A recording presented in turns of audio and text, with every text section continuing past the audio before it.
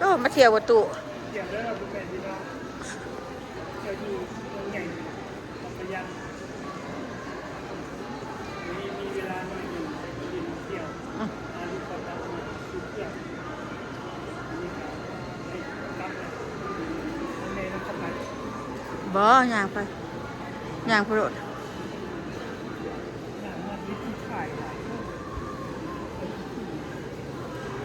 มาเที่ยวมอ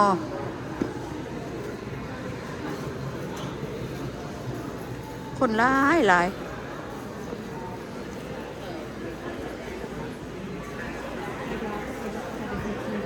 ใช้บนออกน้ำ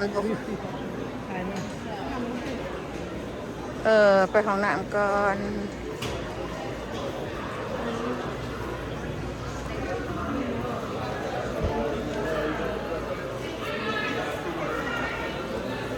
คนมาเที่ยวในมือคริสต์มาส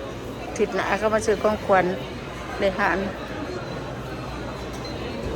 ร้านอาหารร้านอาหาร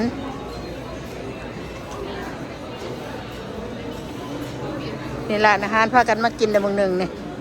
แสบไปเฉยเบิด30 กว่าดอน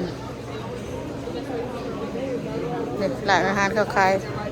คนเรียนคิวอยู่คนหลายหลายซื้ออาหาร